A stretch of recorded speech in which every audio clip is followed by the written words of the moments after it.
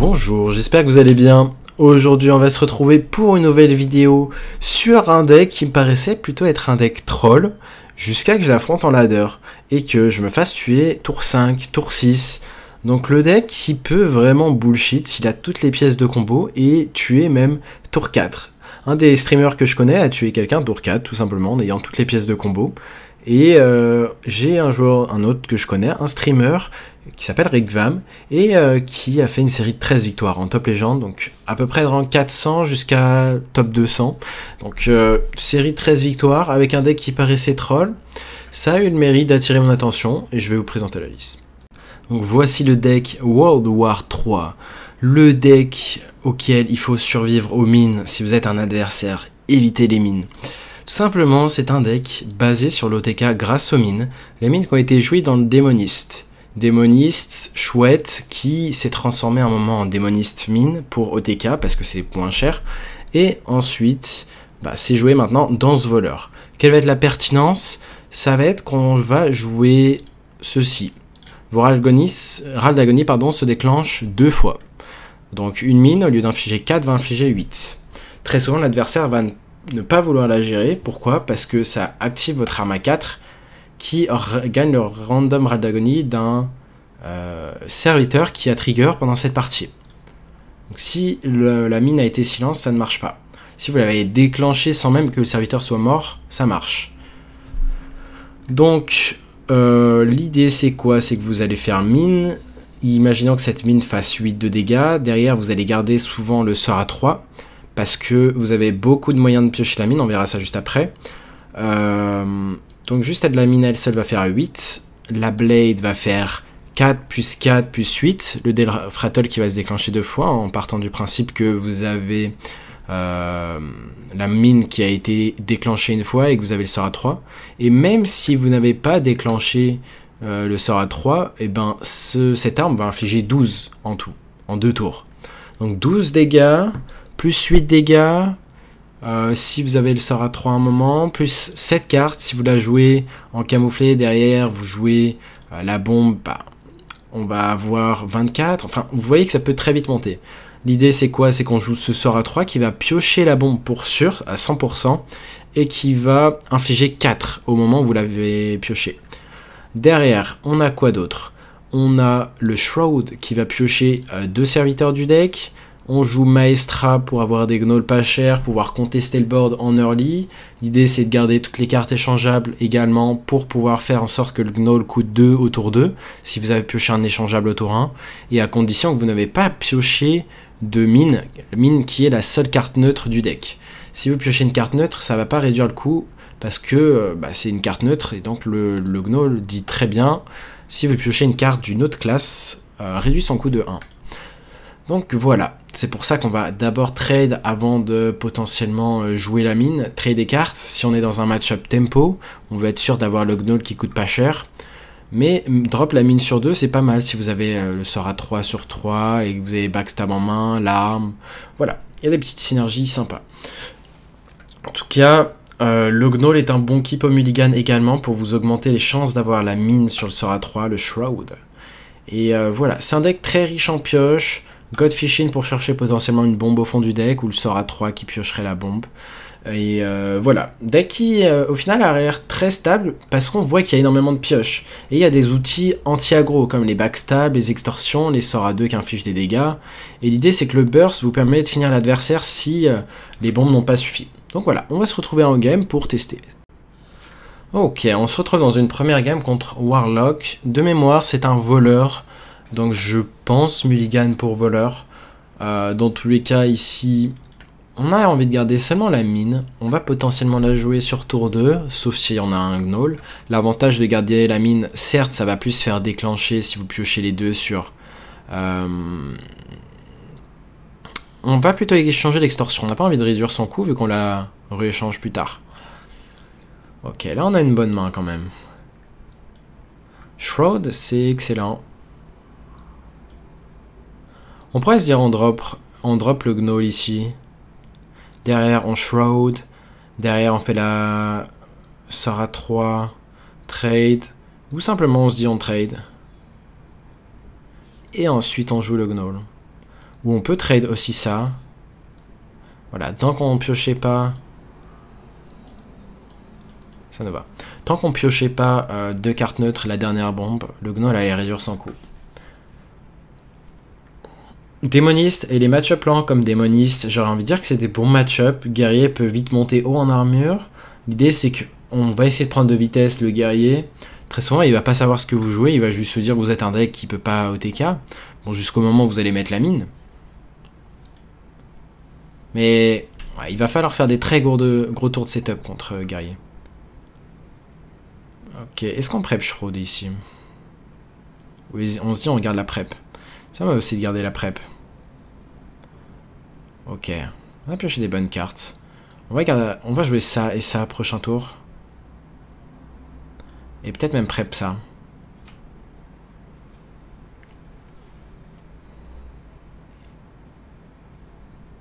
C'est peut-être vraiment un Warlock. Hein. Il a peut-être switch. Je l'ai tag tout à l'heure, il jouait voleur de mémoire.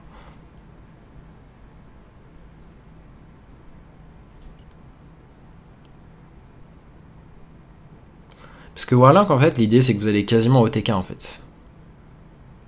C'est pour ça que c'est fort. Ouais, c'est bien un voleur. Bon, j'imagine qu'il va jouer Gnoll. Gnoll, Shallow Step. Pour l'instant, pour lui, on est un deck normal voleur. Donc c'est pour ça qu'il part en plan de jeu tempo.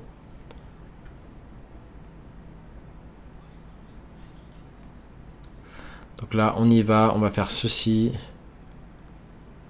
Ceci. On va déclencher le Radagonii 2 fois.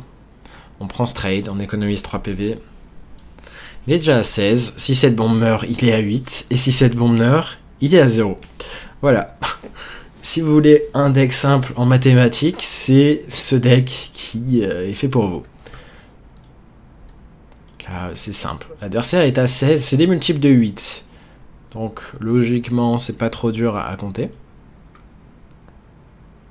Donc là, à tout moment, on top deck backstab, pardon. On fait du coup mine, fish-in, on top deck l'autre backstab ou n'importe quel sort qui inflige des dégâts à un serviteur, et c'est fini. À tout moment également, on pioche le sort à 3 qui pioche l'autre bombe, et avec ça, on pioche backstab ou extorsion, et c'est fini. Donc voilà, il y a beaucoup de spots qui font que là, tour 5, on va avoir létal. Et lui, en plus, le pire, c'est qu'il a pas setup létal en 2. Donc on a potentiellement 2 tours. Backstab, on en parlait. Donc là, je pense qu'on va faire ça. Godfishing. Et ceci. Et c'est létal. Donc voilà, tour 5.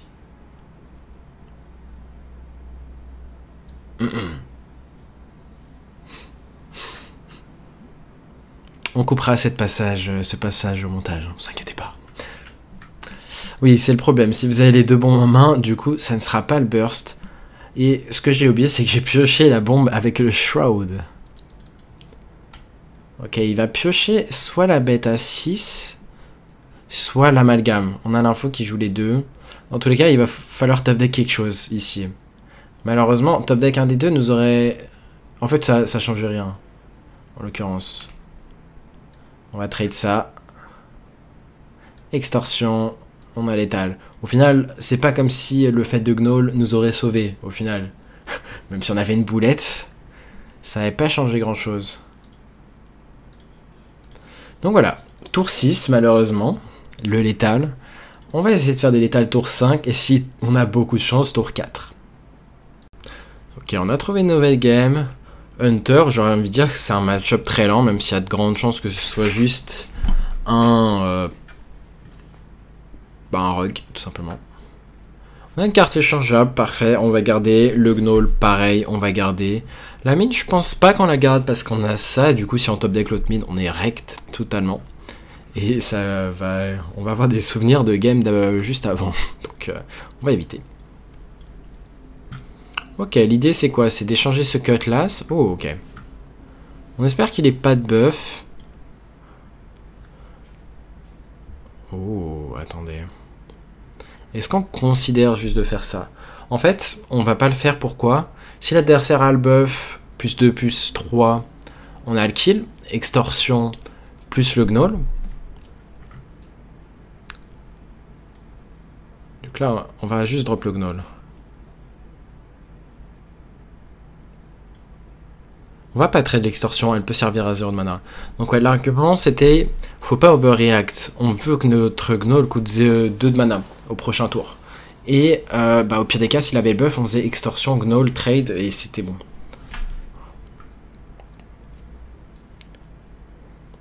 Est-ce qu'on pioche juste avec Shroud ou on pioche... Je pense qu'on va faire ça. Ça paraît lent. Mais on va faire ça et face. Et ça me va de garder l'extorsion ici. On va derrière piocher avec ça.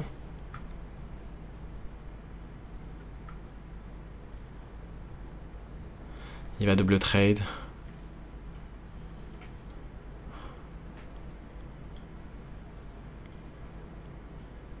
Derrière, on va pièce cette mine. Là, on le met déjà à 10 PV.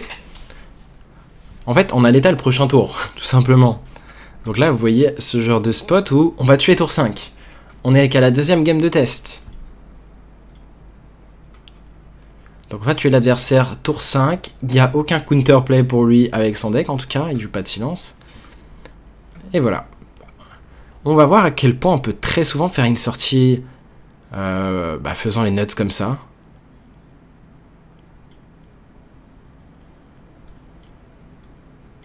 Et en tout cas, les commentaires que j'ai vus de ceux qui ont testé deck, c'est pas n'importe quoi. Et encore une fois, j'ai fait une game contre voleur, un autre voleur, et on va dire je me suis un peu de choc. J'ai annoncé que le sort à 3 déclenchait 3 fois le râle d'agonie au lieu de 2. Du coup ça faisait des maths un petit peu absurdes.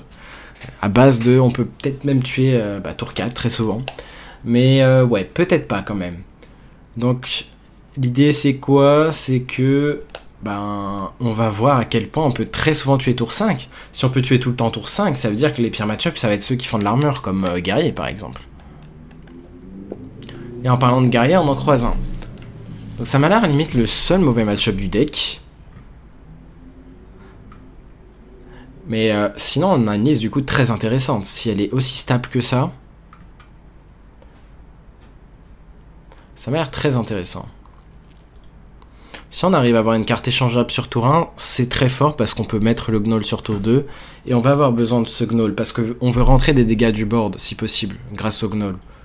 Et ces dégâts qu'on rentrerait tour 2, c'est potentiellement 8 de dégâts du Gnoll, voire plus. Et ces dégâts sont très importants parce qu'on va manquer de dégâts sinon dans cette partie. Passage, on va mettre un petit peu le son du jeu. Hop. Parfait. Bon, malheureusement, on n'a pas pioché de cartes échangeables. On va voir si c'est bien un guerrier ou un voleur. Limite, on préférait affronter des voleurs, en fait. C'est un guerrier charge. Donc, on va juste faire totem, j'imagine. Terre. On va faire Gnoll. Pioche.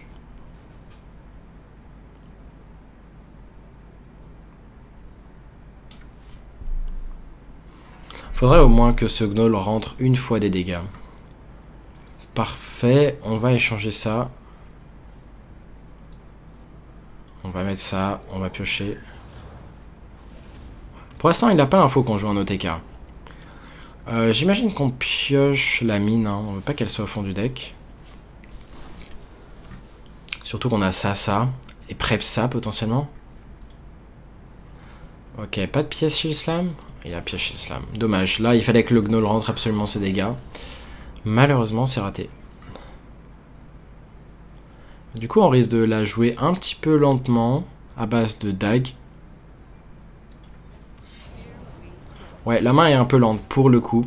Il faut bien des sorties lentes. Et en l'occurrence, le Gnoll, c'est la carte qu'il nous fallait pour gérer, pour rentrer des dégâts. Sinon, sur ça, ça me paraît quasi ingagnable. Ok.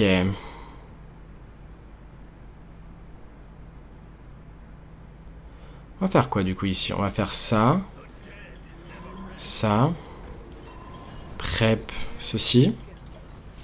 Bon, du coup, il a l'info qu'il doit juste faire de l'armure pour gagner la game. Oh, du coup, nos créatures ont de l'attaque. Ça, c'est pertinent. C'est-à-dire qu'on va proc quelques dégâts. Après, l'adversaire peut choisir de gérer ce board également. Se dire, on fait pas de copie ou je ne sais quoi. Même si on va faire aucune copie. Ok, du coup, s'il fait Naoe maintenant, c'est pertinent. Pourquoi? Parce qu'il va profiter de toute son armure. Par contre, il aurait dû faire l'Hieroper après. Est-ce que ça changeait quelque chose? Pas vraiment. On va mettre ses dégâts face. Stab face. Là, l'adversaire... Voilà, c'est une arme qui va rentrer 16 de dégâts en 2 tours.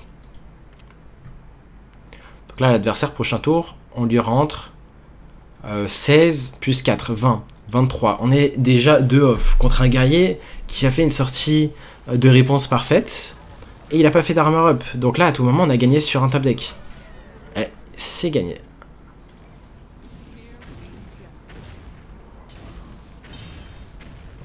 Comme quoi, même sans Gnoll qui a push des dégâts en early, même sans avoir beaucoup eu de cartes de pioche, on tue tour 7, un guerrier. Est-ce qu'il aurait dû Hero Power? Je pense qu'il s'est mis dans un plan de jeu où il nous tuait très vite. Donc son play faisait sens face à très peu de cartes en main. Mais voilà, du coup, grâce au fait qu'il n'est pas Hero Power, bah, on gagne cette game.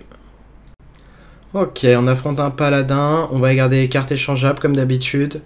On va échanger, enfin, trade le reste. Si c'est un paladin, bah, très souvent on peut le tuer avant le tour 8, enfin avant de Cariel. Mais le problème c'est qu'il a beaucoup de heal si c'est un contrôle. Donc on espère vraiment affronter des agros qui ne puissent pas se heal. Donc là on va juste échanger l'extorsion. On a l'arme, on a une bonne curve. On espère juste top deck quelque chose pour proc notre propre mid. Du coup mine va mettre 8. Cette arme va mettre 16. 8 plus 16, 24. Et derrière, il nous manque peu de dégâts. On voit que dans ce genre de setup, on peut avoir déjà énormément de dégâts. On va voir s'il joue quelque chose tour 1. Il y a 2 keeps. Soit c'est un deck aggro qui a du board, donc. Aggro ou tempo. Et il joue quelque chose maintenant. Soit c'est un deck contrôle, donc il va rien jouer.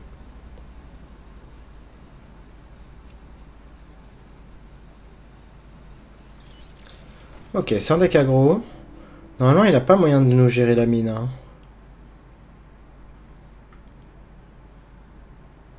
Est-ce qu'on trade ceci en se disant que si on pioche le Gnoll, c'est les nuts? Je pense que j'aime bien trade ceci. L'idée, c'est de faire quoi prochain tour? C'est de faire prep. Sort à 2, qui coûtera 1 de mana. Sort à 3, pardon. On pioche, Gnoll peut coûter 0. À tout moment, on top deck un backstab pour le jouer. Comme ça, on fait notre setup de 24 de dégâts pour le tour 5. Et à tout moment, bah, on top deck le sort à 3 qui pioche le bombe. Et c'est gagné tour 5, encore une fois. On voit que c'est sûrement une des combos les plus faciles du jeu et efficace. En termes d'efficacité et facilité, on a de loin un des OTK les plus faciles que j'ai connus. Et on parlait du backstab. Donc, prep. Ceci. Et du coup, on va chercher quoi maintenant? On va tout simplement chercher le sort à 3. Hop. Si on l'a potentiellement. On l'a pas eu. On peut avoir le Gnoll pour 0 comme prévu. L'argument du Gnoll serait quoi? Ça serait de passer un taunt, potentiellement. Et on va pas évidemment le jouer maintenant. L'idée de ce Gnoll, c'est de passer les taunts. Si jamais il trade notre créa, on est très content. Ça veut dire qu'on économise notre backstab. Ok, pas de taunt pour l'instant. Ok, deuxième Gnoll. Et je pense qu'on va vraiment garder ces Gnolls.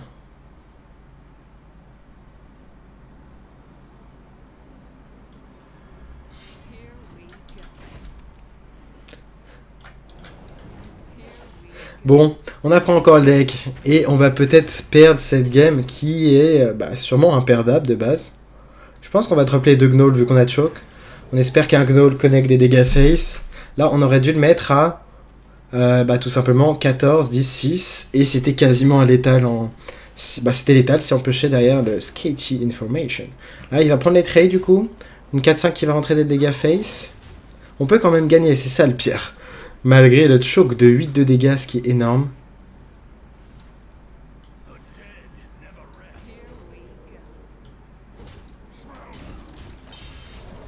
Donc ça serait quoi la haute pour gagner là? Ça me paraît complexe. Hein. Au pire, on verra. Si l'adversaire... En fait, oui, c'est ça, on aurait setup létal. On aurait eu létal maintenant. Il a pas de taunt. Donc ouais, on a juste choc cette game. On aurait dû être en 5-0 avec ce deck. Attendez. Non, on est... Ça joue pas à grand chose, hein.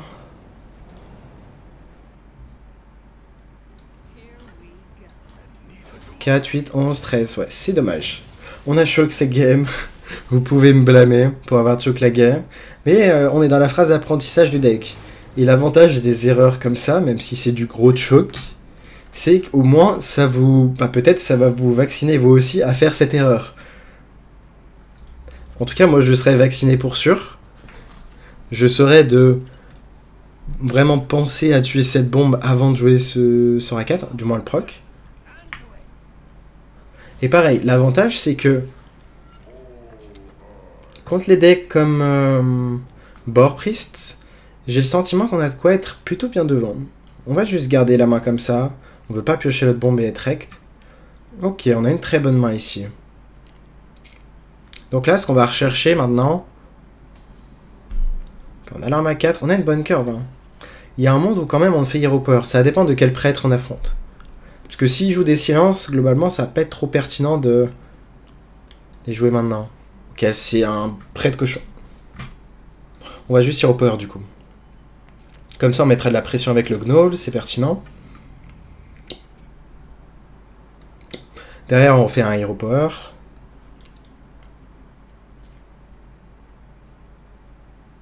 Il y a un monde où on drop quand même ça. On va voir, selon ce qu'on pioche.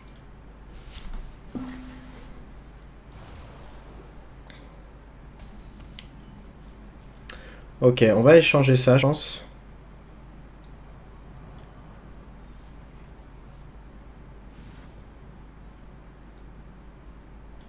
Non, j'aime bien quand même Hero Power.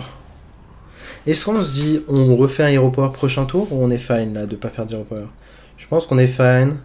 On va peut-être commencer à piocher des cartes avec poison. On veut que le 4-5 rentre sur le terrain. Donc cette extorsion va nous permettre de potentiellement tuer une de nos mines. Donc ouais, ce genre de match-up, ça va être très intéressant parce que 2 OTK, mais cet OTK en face joue beaucoup de heal. Ok, on a récupéré le fameux sort.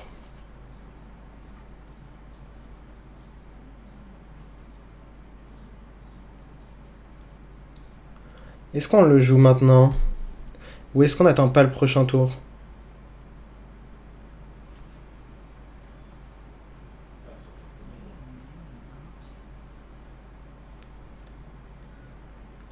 On va calculer en fait. Pour sûr, je pense qu'on va échanger l'extorsion.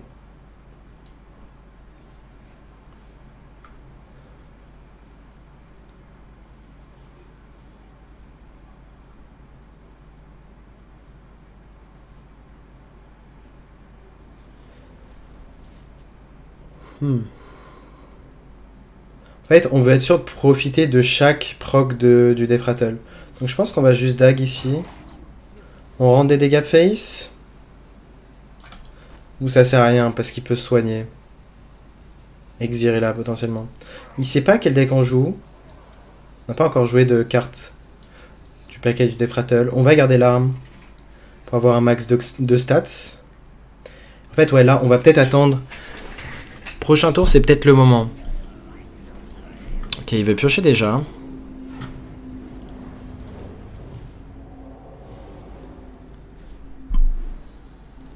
Ouais, on va devoir être rapide maintenant.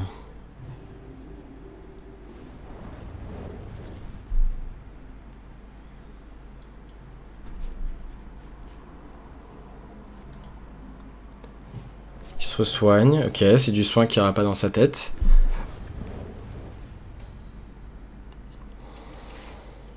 Backstab, c'est bien pour tuer nos propres créas.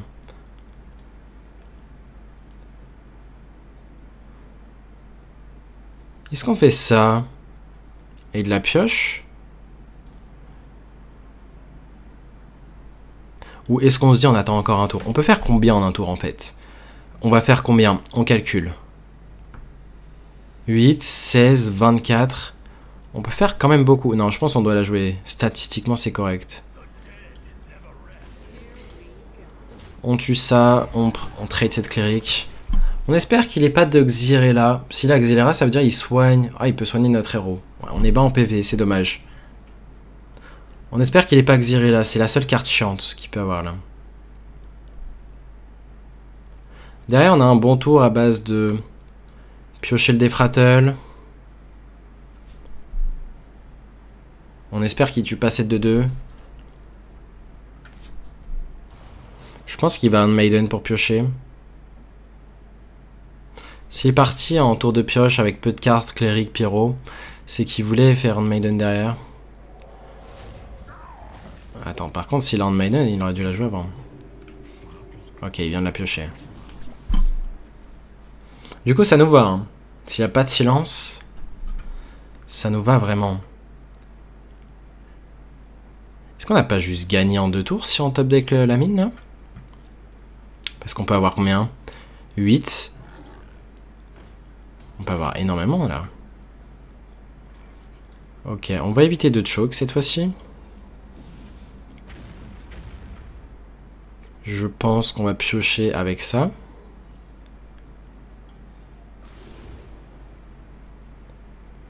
Sûrement le burst.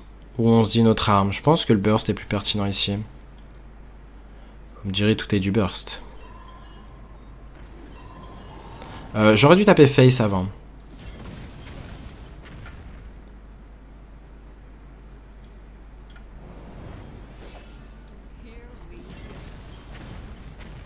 Ouais, c'est ça. J'aurais dû taper face avant. Du coup, il aurait dû être à 3 PV. C'est pas intuitif. Je me suis dit, la carte peut pas taper 2 fois, sauf qu'elle change de forme. C'est comme un faceless qui devient automatiquement avec rush. Donc là, on a mis 2. Donc voilà. Si vous êtes dans le spot, vous avez la 2-2 qui peut attaquer. Tapez d'abord et ensuite jouez la mine.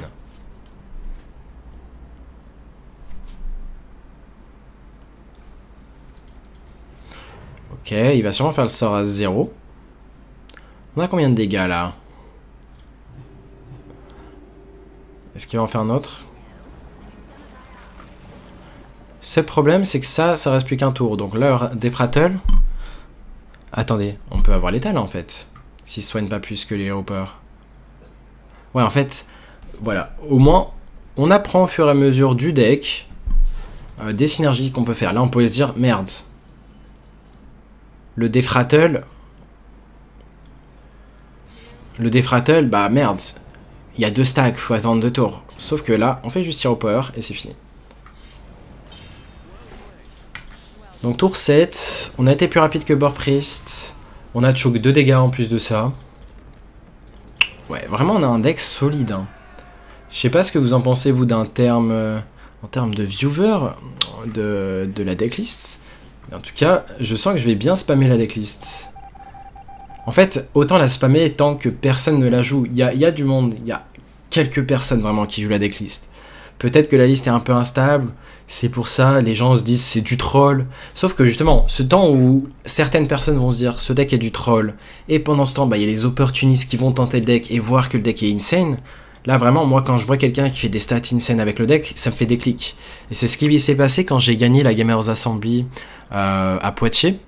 Justement, j'avais eu un deck, le DH, il n'était pas du tout populaire, quasiment personne l'avait pendant le tournoi.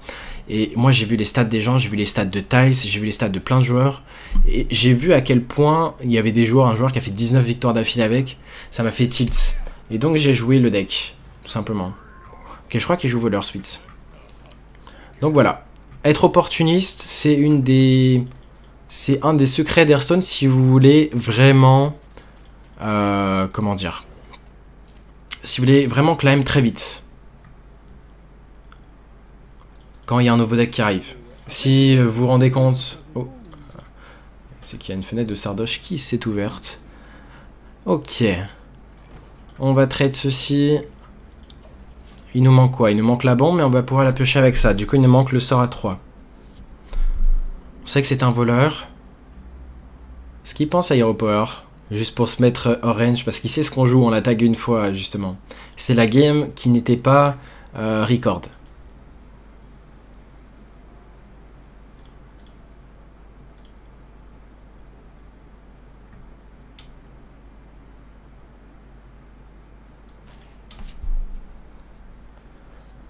Je pense qu'on va value l'Hero Power 2 tours d'affilée, en fait. Là, il réfléchit, je pense, à jouer Gnoll pour 2 de mana. C'est là, je pense, qu'il doit être joué. Ouais. Bonne lecture ici. On va juste drop le lieutenant. On a top deck une bombe. On pourrait se dire on la drop. Est-ce que ça nous va la drop? Pourquoi c'est bien de la drop ici? Ça veut dire que le Gnoll va continuer de réduire son coût. Parce qu'on joue une carte neutre.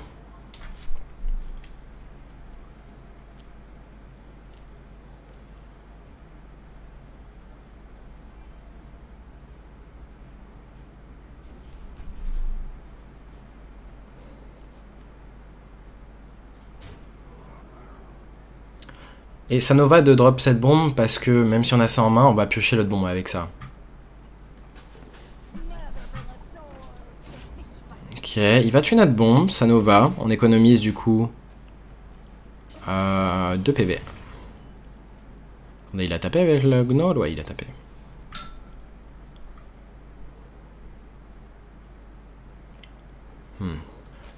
Peut-être que le play, c'est juste de faire ceci. Et on cherche ici le sort à 3. Est-ce qu'on l'a eu? On l'a pas eu. Est-ce qu'on prend Shroud pour avoir les Gnolls pas chers? Là, Gnoll coûte combien? On a trade sur tour 1, Gnoll coûte que 2. On n'a pas joué de carte voleur au tour 2. Est-ce qu'on a top deck la bombe à un moment? Peut-être. Du coup, peut-être que Gnoll coûte 2.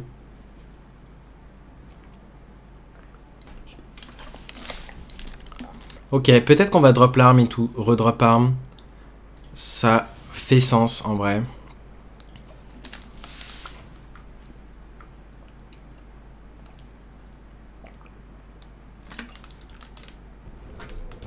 Ok, c'est beaucoup de pression ici.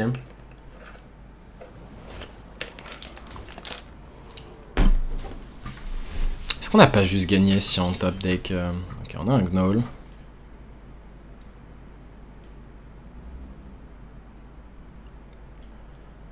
On va devoir prep ça. Cette fois-ci, on ne fait pas l'erreur.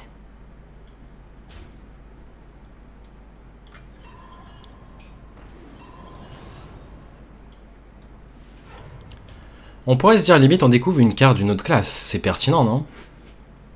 Comme ça, on a un Gnoll pas cher prochain tour. Là, on le met à 16. J'aime bien.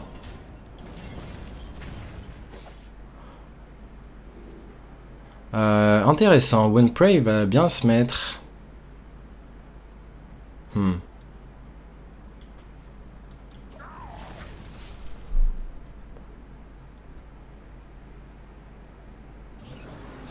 Est-ce qu'il va pouvoir setup les létales? Il nous met à 9 PV. 9 PV, on est très bas. On est quasiment mort sur Smite. Ouais, c'est ça, on est... Malheureusement, c'est la sortie très explosive. Gnoll sur tour 2. Derrière, sur tour 3, il a eu quoi? Il a eu la 3... Dag. C'était lent, mais le Gnoll rentrait déjà des dégâts. On va trade ça, non? Dans tous les cas, c'est quoi les outs? On n'a pas vraiment...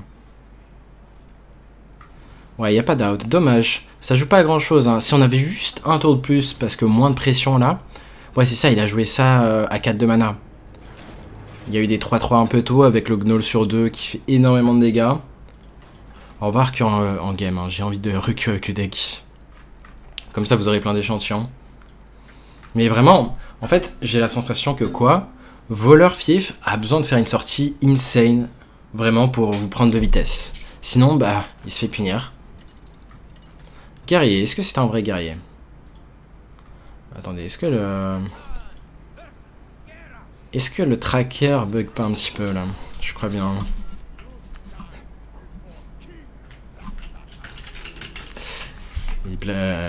Sweets qui nous charrie un petit peu.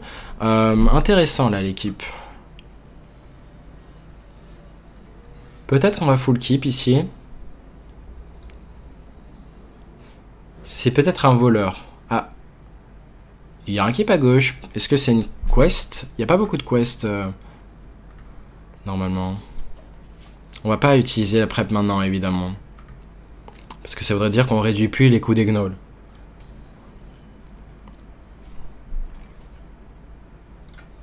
On préfère Hero Power que drop ça. L'avantage de Maestra, c'est que ça pushait des dégâts si c'était un vrai guerrier.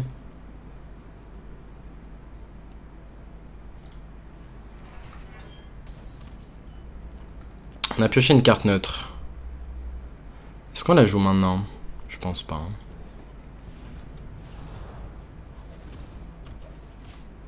On a pioché toutes les bombes. Ce qui est dommage, c'est que les sorts à 3 ne sont plus actifs.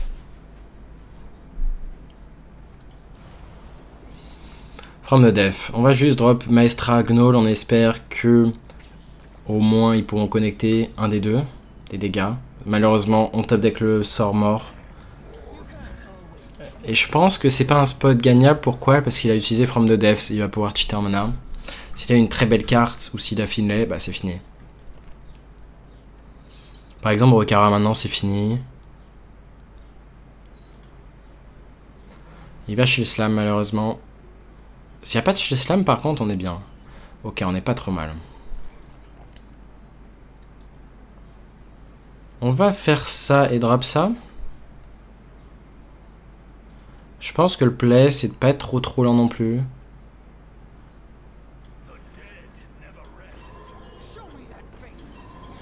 Et bien évidemment on va prep ça. Pour l'instant on a 16 de dégâts sur le board. À tout moment on drop l'autre mine. Ça c'est une arme qui va faire 16 également. Donc même si on a guerrier en face de nous, on voit qu'on lui met énormément de pression. L'intérêt de garder cette carte, ça serait le Forsaken numéro 2. Ce qui se mettrait le mieux pour lui, ça serait le sort à 2 qui lui donne de l'armure. Parce qu'il profite à fond de ses 10 d'armure. Et là, ouais. Malheureusement, il a ce spot.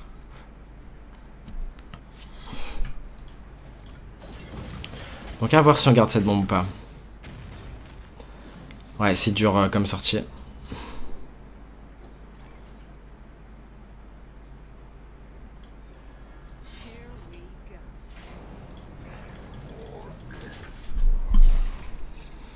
Est-ce qu'on peut le tuer? Si on top deck quelque chose pour tuer ça, on a 16 prochains tours. Il est à 21. Pièce Rokara. Ok, pièce Nelly, est-ce qu'on peut pas gagner face à ça? Je pense pas, hein. J'essaie de voir un peu les AO du deck, mais... Oh, ça me paraît complexe.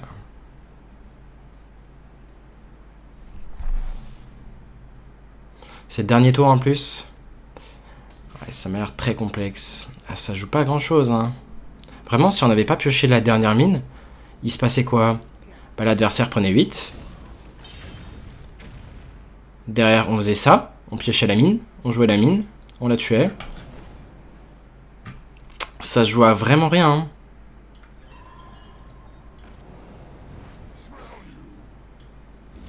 Il a eu Mr. Smite au passage. Ouais, ça joue à vraiment rien. Vous voyez que même guerrier, ça peut être un bon match-up parce que vous le jouez très vite. Donc ouais. Dommage. Et au passage, il y a quoi? Il y a une game qu'on afro, c'est ça? On a perdu contre le paladin et on afro la game. C'était gagné 100%. Donc globalement, là maintenant, on devrait être en 6-1 avec le deck. 2 défaites, mais les défaites sont assez unlucky, hein. Globalement, c'est des sorties, on va dire, explosives.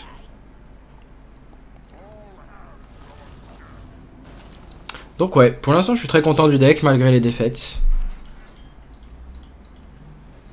Et je reste convaincu que ce deck a l'air broken.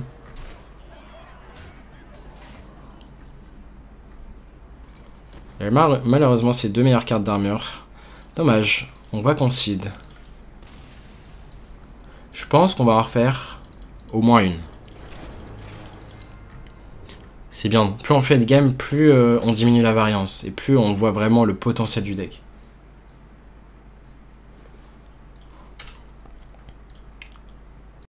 Ok. Old Boy, un ancien joueur bien compétitif. On va garder quoi? On va garder le Gnoll, le lieutenant pour le jouer potentiellement sur le tour 2, à voir. On a une carte échangeable, du coup on peut même avoir le Gnoll sur tour 2. À voir. Si c'est un chaman, potentiellement on va garder le Gnoll, à voir. Seul problème c'est s'il il parvient à tuer notre créature camouflée. Ça serait très chiant. Ouh, Shroud, c'est une très bonne draw. Si on pioche que des cartes de classe voleur, ça se met très bien. On a pioché que des cartes voleurs. Donc on va drop Gnoll, Gnoll. Et ce Gnoll représente 4 de dégâts. Il va sûrement freeze celui-là. Et derrière, tour 4, il a envie de faire quoi? Caverne. Caverne, s'il fait caverne face à ce board, bah c'est 8 qui rentrent encore face, sachant qu'il y a déjà 4 qui seront rentrés. L'armée toute seule va rentrer 8 minimum. Ouais, voilà, il fait un éclair. Mais du coup, pas de caverne prochain tour. Au prochain tour, il va juste geler notre créa. On va trade ça. Backstab. Je pense qu'on n'est pas pressé de jouer les 2 rush. Là, ce qu'on attend juste, c'est le sort à 3 qui va déclencher la râle d'agonie et surtout le Defrattle. Donc, soit le piocher grâce à Sketching Formation, soit grâce à Shroud, soit de manière naturelle, tout simplement. Fuishin peut aller potentiellement chercher au fond du deck. On joue 4 cartes échangeables. Donc, vous voyez qu'en termes de stats, on joue notre carte de pioche à 2. Il y a quasiment que de la pioche dans le deck, vraiment. Donc, la stabilité du deck est énorme. Même s'il n'y a plus de Secret Passage, bah, il y a énormément de pioches. C'est ce qui rend le deck aussi stable.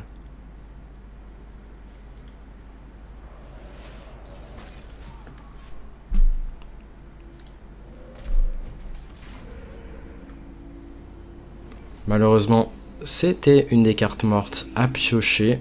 On va juste trade. Je pense qu'on garde le burst ici. On sait jamais, hein. Si on n'arrive vraiment pas à piocher une des cartes clés, on va juste découvrir un sort, potentiellement de la pioche. Un exercice que j'avais donné à un élève coaché, c'est de calculer le nombre de sorts de pioche et du coup de vous faire vous-même les statistiques jusqu'à ce que je fasse moi-même mon propre guide et que potentiellement vous souhaitez acquérir mon guide où j'aurais déjà calculé les stats d'avoir de la pioche, les stats d'avoir globalement une carte inutile, voilà, des stats comme ça qui moi ça me plaît. Pourquoi? Parce que je trouve très utile de les savoir, ça vous permet de mieux optimiser vos plays. Ok, on a enfin pioché la carte. Est-ce qu'on la joue? Est-ce qu'on la joue?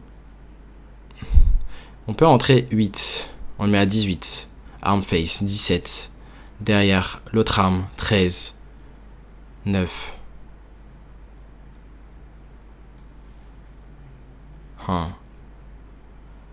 Je pense pas qu'on va attendre... Je pense pas qu'on va attendre...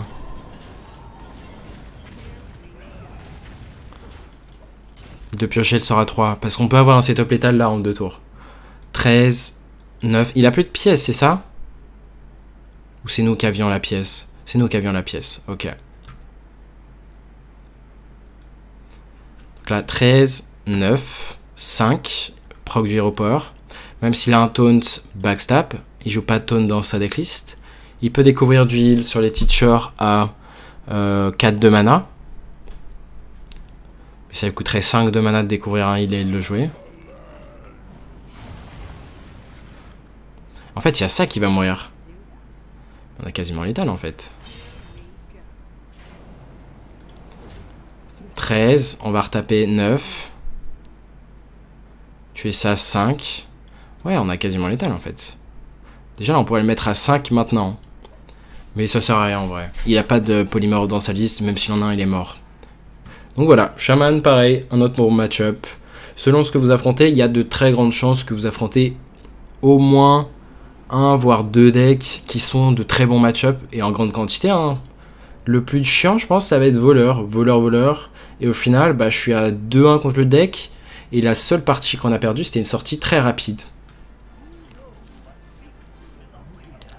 School Teacher. Il va tenter de découvrir du mais il a plus de mana. Donc il est mort. Et checkmate.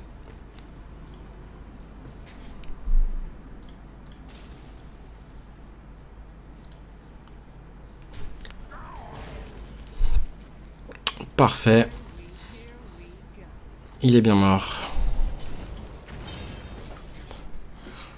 Donc là, on avait énormément de dégâts. On pouvait le mettre à -2, -5, -9. Tour 7. Voilà, c'est un deck que je vais continuer de climb tranquillement. Là, il va y avoir plus de stream si vous me suivez aussi sur Twitch. Il y aura plus de stream jusqu'à dimanche soir, voire lundi. Donc reprise des streams en quantité lundi, dès lundi prochain. Et pour ce qui est des vidéos, bah là, je suis en train de setup plusieurs vidéos, histoire que vous en ayez jusqu'à mon retour. Et après, je vous en referai des nouvelles.